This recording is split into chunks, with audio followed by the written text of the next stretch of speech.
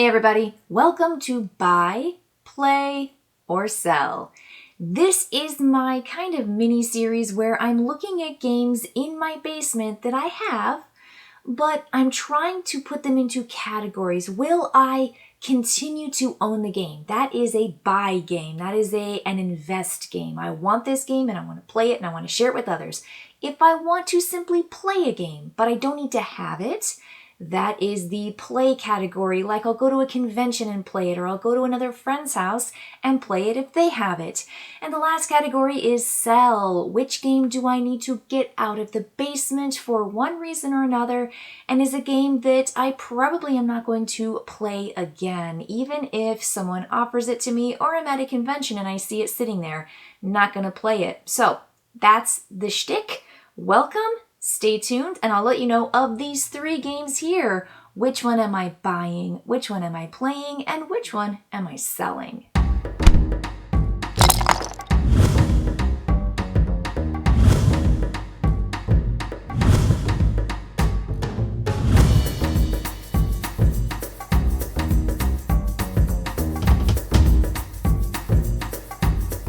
Okay, so how am I going to determine buy, play, sell? I've got three categories that kind of sum up my experience of a game. The first one is the style of gameplay or the mechanics. So the features of the game that actually is kind of what you do in the game. So is it for example, a bid and build game? That's right here in the Estates subtitle. Dungeon Decorators is a tile drafting and then tableau building. And then we've got Lizard Wizard here, which is a set collection, and you are essentially pairing wizards with towers and other really cool features that give you collections of things that give you points. Okay, so that's what I'm talking about when it comes to the style. Quality is how nice the game is, like the pieces and the feel and the quality and the artwork. What do I really like about these three games? And the last category is fun. How much fun do I have playing these games? And that's of course incredibly subjective, and so my experience playing these games is maybe not your experience, but I do hope that in explaining those three categories or features, it will help you get a better impression of what these three games offer and why I came to the conclusion that I came to. Alright, so just a little bit more about the gameplay of these. In the Estates, bid and build, players are going to be bidding with cash money. They have a wad of money that they keep hidden under the table, which is really fun. Kind of like for sale style with the little chips that are $1,000 in your hand and you kind of just keep it there so no one knows how much money you have. Because it's all about kind of fudging and trying to press your luck to see how much money you can tell someone to pay something to get what they want, because it's better for you since the money in this game is closed. There is a certain amount of money and there will never be any more money than the money players start with. And so that's a fascinating closed economic loop. And so players are bidding for some of the wooden pieces, and you can bid for, let's say, floor cubes. Now, the way floor cubes works is fascinating because you can only take from the outside edges, and floor cubes have colors and numbers. And that essentially means that you are allowed to build those floors in levels onto the central playing area, but in a certain order. And the color absolutely matters because players have investment in the color of building. And it's a mind breaker for me that you can build floors. That's not the only thing. You can build barriers. You can hire the mayor. You can build a rooftop and essentially close off a building. It's just fascinating. So whenever a player wins a bid, you never know exactly what they're going to do with their bid. So when a player puts this wooden piece up for bid and everyone's bidding for it, everyone wants to do something different with that wooden piece. And so it feels like every single bid is really, really important. And I find that it's just maybe really complex. It's maybe too complex for me. But I like it. I think there's some fascinating features, and I think it's a highly interactive game. This is a competitive game, and every player is out for themselves. Now, in Dungeon Decorators, players are going to be drafting these tiles from an open display. So players are going to draw tiles from the bag, filling up the central playing board, and you have a pawn, and that pawn is going to essentially go from left to right, and where you place your pawn is going to be your pecking order for the next round. So I really, really like that feature. It's like Floriferous, where you have your cards and you put your pawn on one of the cards, and essentially going top down is in favor, and in this way it's from left to right.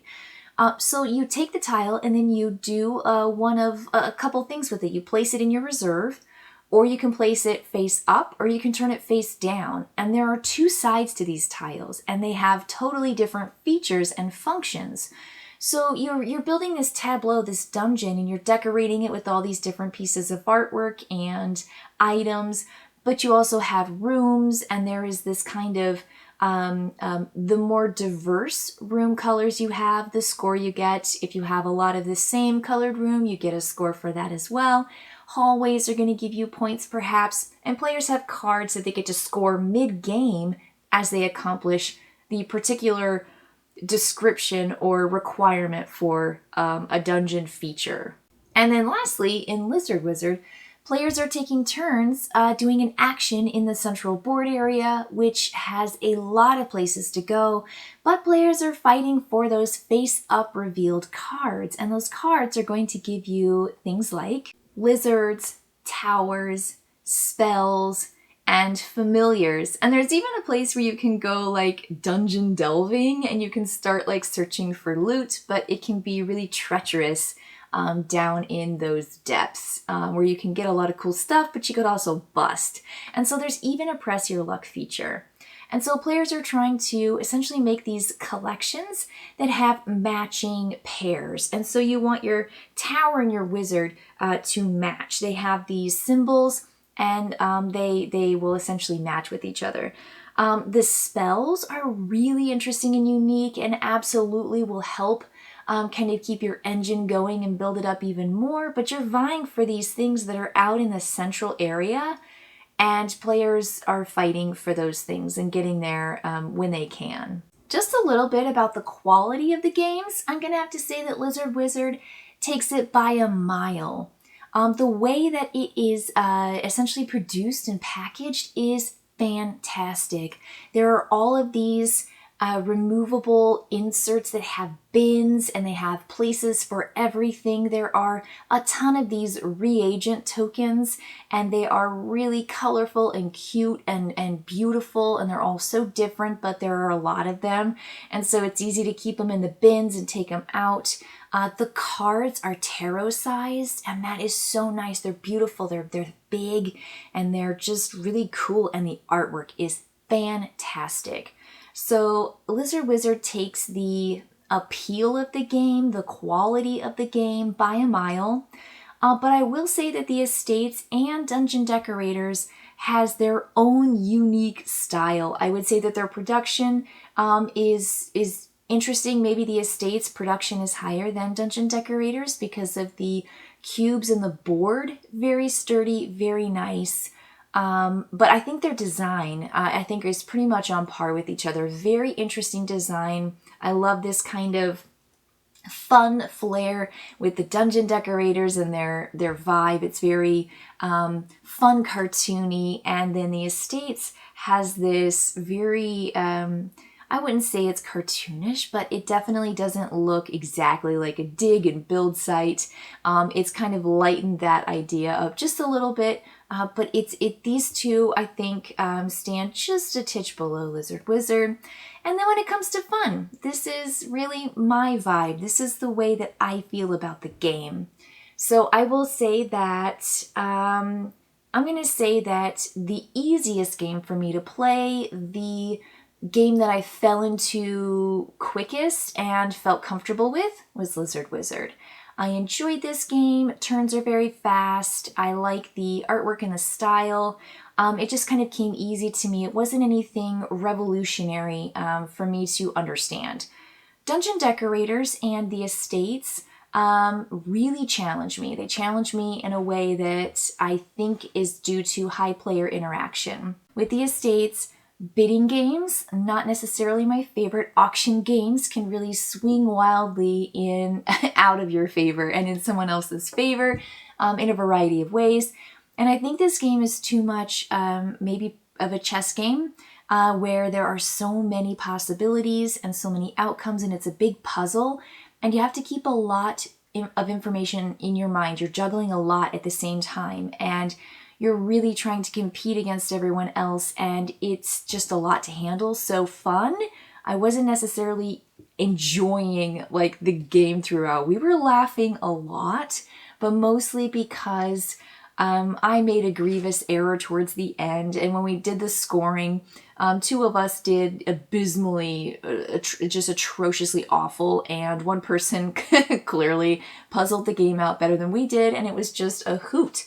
But that's not necessarily fun while I'm playing the game. I was just too busy like trying to math out the game.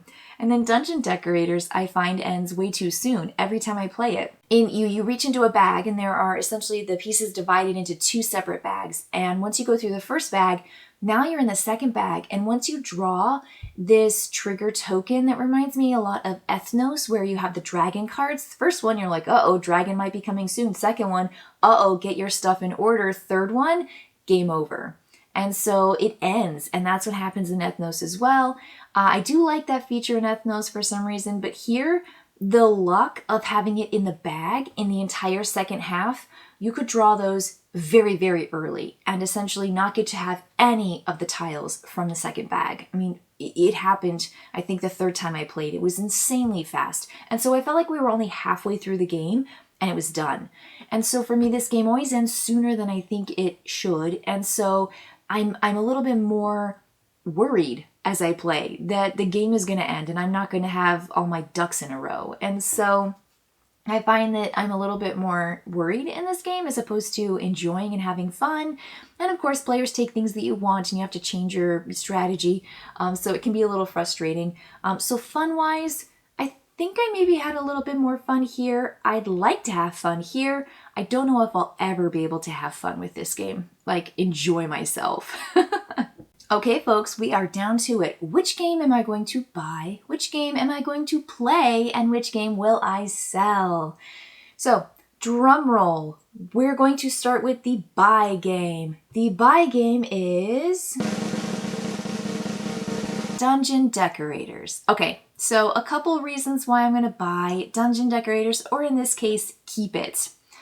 I think this game is accessible. I think this game is straightforward and fun and has a feature that I really like, which is bag drawing, and I really like open drafting. I like open drafting a lot, where essentially you're going in initiative order and you are drafting things that everyone can see. And so I'm taking this tile and I'm going to set myself up for going first or second next round, and then I get priority in picking and so forth. So I like those two features a lot. I think partly why I want to keep this game is because I have yet to get it. I have yet to figure it out. And I know that it's a straightforward game. It's a pretty simple game. But I think I still have to wrap my head around it. And that always is very enticing to me as a game where I haven't just like, I've got it, you know? So I like this. I think it's light. I think it's fun. And I like a lot of the mechanics, and I do have a fun time while I play it. I do enjoy it. I think I need to maybe win it once at least before I can feel really comfortable with it. And which game will I play? So that means that I'm probably not going to keep it, but I will play it if I go to a convention or I go to some friends' houses. I am going to say the Estates. Now, I think the Estates bid and build is interesting. It might be just a little bit too chess-like for me, and it might be a little bit too wildly fluctuating when it comes to the auction and the bidding feature and the stock investment in those particular building types. But I want to try it. I want to play it. I want to just do it again. I want to just figure it out. And I think that it's a really clever game. I think it's smart. It might be, yet again, too smart for me, but I will play it. And I think I want to play it with the max number of players. I think it would be very interesting to play with 5. I played with 3 the times that I played it. And so I think perhaps it's just too few to be that kind of really conflict-ridden, interactive, competitive game. So that leaves Lizard Wizard, unfortunately, as my sell game. And if it came down to simply just quality and beauty and packaging, I would never get rid of Lizard Wizard. It's gorgeous, it's beautiful, it's nice to touch. But for me, I didn't feel like it necessarily stimulated my brain in the way that I wanted to be stimulated, and yet there were some features I really like. Set collection is fun. I love getting little bits and paying for stuff with them. And I also love a press your luck, going down into the kind of dungeon area where you can draw cards and see how far you can get and grab some stuff. But that was a very small feature to this game, and I felt like perhaps it was too long for what it was. It said it was going to be, a 45 to 75 minute game, and it ended up being well over 2 hours, which is strange. I didn't know why it took so long. We weren't taking long turns, but the stacks were so big it took us forever to get through it. So I'm not feeling the desire or the need to return to this, and I don't know if it has enough pull for me to come back to it. So that's why I say sell Lizard Wizard. The Magic Age in the Land of Astoria. Beautiful game. It might be right up your alley. So maybe you'll be the one that I sell it to. Who knows? But thank you so much for joining me in Buy, Play, Sell. I'll see you next time with a new trio of games that are in my basement that I need to essentially put into those categories. Bye, everybody.